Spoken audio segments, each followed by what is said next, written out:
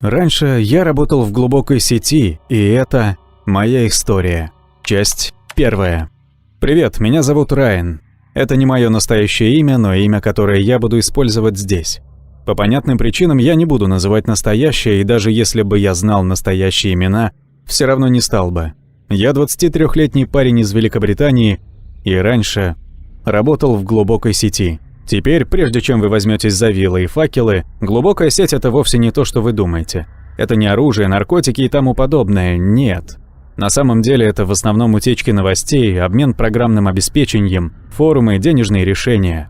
Это много всего разного, но лишь некоторое из этого – то, во что современные СМИ заставляют нас верить.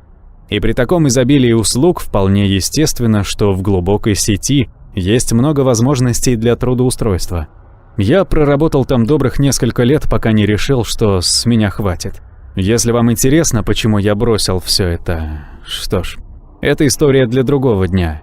А пока я начну с того, что вполне логично. Начало. Я учился в колледже. В перерывах между отупляющими инженерными курсами работал в любимом всеми заведении быстрого питания «Макдоналдс». Я был довольно занятым человеком, но в свободное время просматривал глубокую сеть.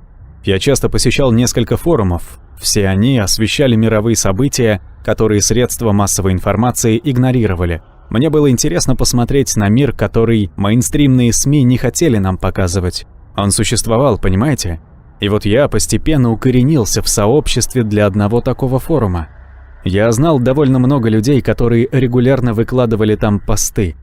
Некоторые из них были частными детективами, некоторые журналистами, ведущими расследования.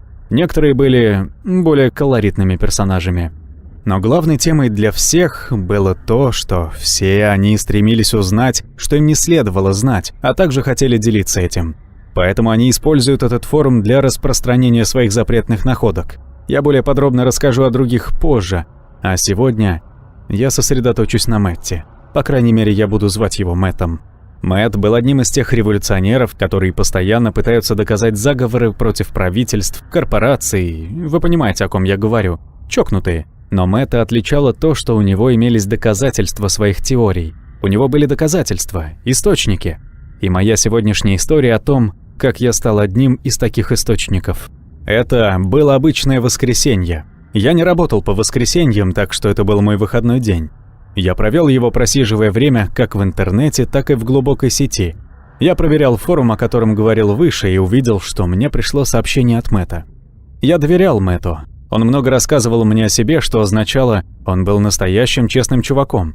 Поэтому, когда он спрашивал меня о чем-то, я старался быть таким же честным. Он знал, в каком городе я живу, и, очевидно, в моем городе что-то происходило. Я живу в развивающемся городке, здесь всегда происходит довольно много всего, но эти новости – это не свойственно развивающемуся городу. Очевидно, местный совет шантажировал одного из собственников земли, чтобы заставить его продать землю под застройку. Собственник, о котором шла речь, был фермером, владевшим значительным участком земли на окраине города. Прочитав это, я ответил Мэтту обычным «Это круто, спасибо за информацию».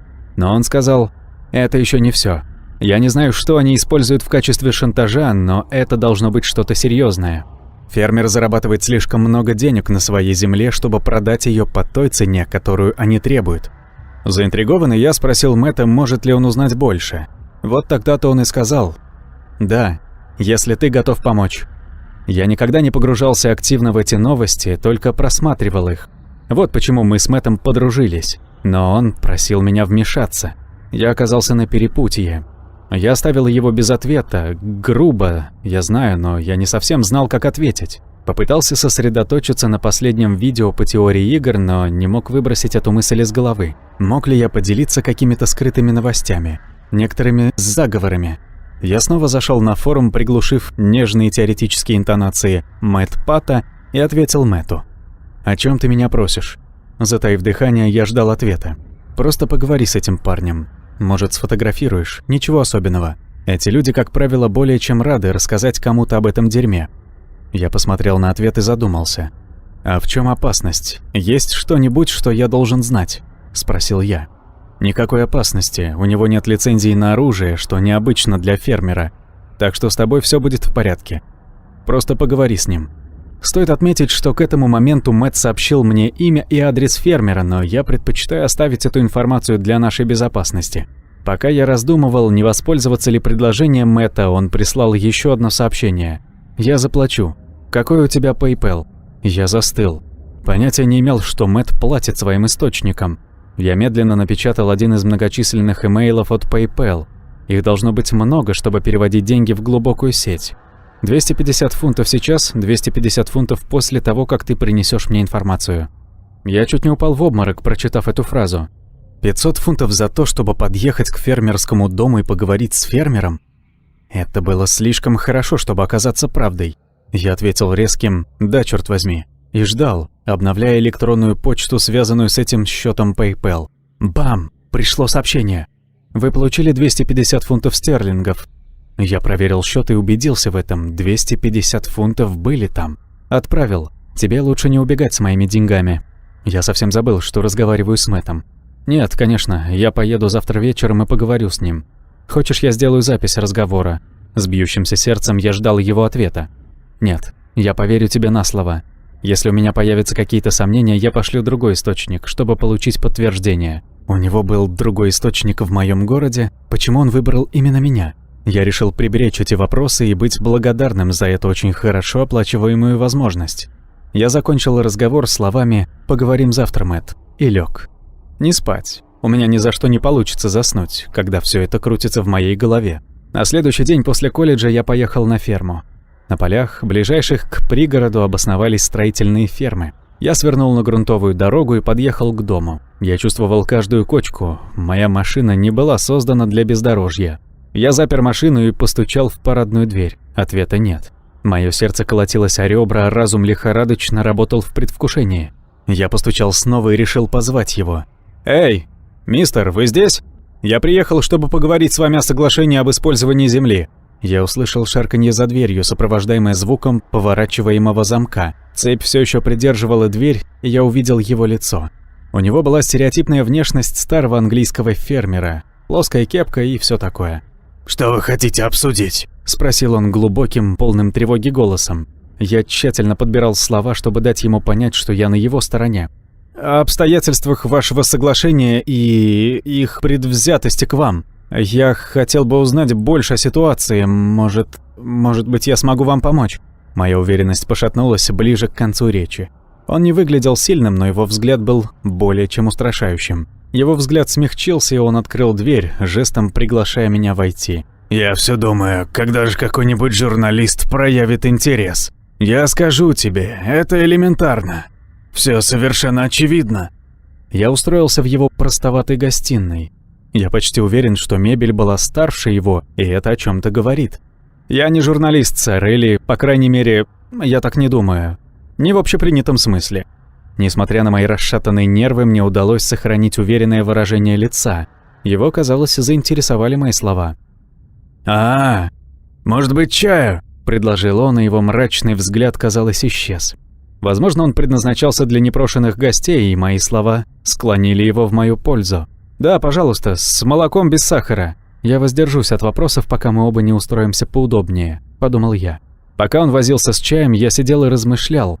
Какого хрена я тут вообще делаю? Он поставил чашку передо мной. Тонкий фарфор, казалось, мог вот-вот разбиться. Я решил, что, возможно, мне не хочется пить. Эта чашка выглядела довольно дорогой. «Итак, что ты задумал, мой мальчик?» Я посмотрел поверх антикварного кофейного столика и встретился с ним взглядом. «Я слышал, что ваша ситуация возникла из-за некоторой информации, используемой против вас». Его лицо было похоже на лицо ребенка, которого ругают. На нем застыли шок и страх. «Да, это правда. Откуда у вас эта информация?» Я застыл, не зная, что ответить. «Один мой друг заинтересовался вашим делом. Он хочет знать больше, так он сможет разрешить вашу ситуацию». Старый фермер на секунду опустил глаза. «Если я что-нибудь скажу, это никогда не должно дойти до копов, хорошо?» Мое сердце, казалось, остановилось на мгновение. Что такого мог сделать этот старик, что вызвало бы такую осторожность и подозрение, и о чем не могла знать полиция? Выражение моего лица, должно быть, выдало мои мысли, потому что, бросив на меня быстрый взгляд, он вздохнул и начал объяснять. Моя жена, она никогда и мухи не обидит. Но пару месяцев назад какие-то пьяные ребята, видите ли, они приехали из города. Они ворвались на ферму. Мы оба вскочили и посмотрели друг на друга.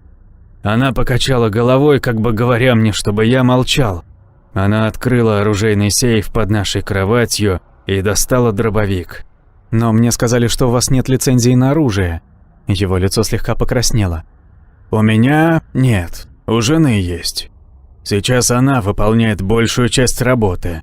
Ну, она достала его и открыла дверь. Я не знаю, что случилось, но я слышал выстрелы и... Старик заплакал, обхватив голову руками.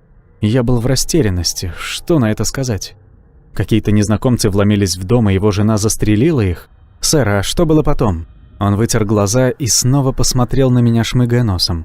Мы их спрятали. Закопали их. Копы вышли на след, и следующее, что мы знаем, какой-то сотрудник местного совета говорит нам продать землю, или мы сядем за убийство. Он тяжело вздохнул и опустил голову на руки, ожидая ответа. Но почему бы не обнародовать это? Они вторглись на вашу собственность. Я уверен, это была самооборона. Он посмотрел мне в глаза. Эти ребята были сыновьями мэра. Если я обнародую, то пойду ко дну. Если я не продам... Мое сердце практически застряло в горле. Еле сдерживая слезы, я встал. Спасибо, что уделили мне время. Я посмотрю, что можно сделать. Он стоял рядом со мной, и на его лице играла страдальческая улыбка. «Я провожу тебя, парень». Подойдя к двери, я увидел его жену, стоящую на пороге, с дробовиком в руке. Она была не так стара, как мужчина, но отнюдь не молода. Она отошла в сторону, холодно глядя на меня. Как только дверь открылась, я практически побежал к своей машине, нащупал ключи в замке зажигания и поехал домой. Я сидел за ноутбуком, все еще дрожа после встречи. Печатал свой отчет Мэтту. Я уверен, что если бы сказал что-то не то, то умер бы в том доме. Он быстро ответил на мое сообщение, учитывая его длину. «Классная история, Райан. Людям понравится. Я посмотрю, что смогу сделать для бедной пары. И для тебя тоже. Риски учтены. Я бросил тебе остальные деньги и немного больше. Прости, я понятия не имел, что у жены есть ружье. Я проверил свой PayPal. На мой счет поступило 600 фунтов. Не может быть, чтобы все это было реально. Должно быть, это шутка, да? Но оговоренная сумма была 250 фунтов, верно? Быстро напечатал я. Оказывается, эта история лучше, чем я ожидал. Я буду на связи, Райан. На этом я прекратил наше общение в этот день. Я только что заработал 850 фунтов за разговор со стариком об убийстве посреди поля. Это была моя первая работа в глубокой сети, и с этого началась вся чертовщина. Я бы объяснил подробнее, но уже поздно, и мне нужно немного поспать. Скажем так, Мэтт после этого еще выходил на связь. И, конечно же, это была не последняя работа в глубокой сети. Сейчас я сосредоточусь на Мэтте и его работе. Они – основное, о чем я должен рассказать. Но, возможно, я расскажу и о некоторых других работах.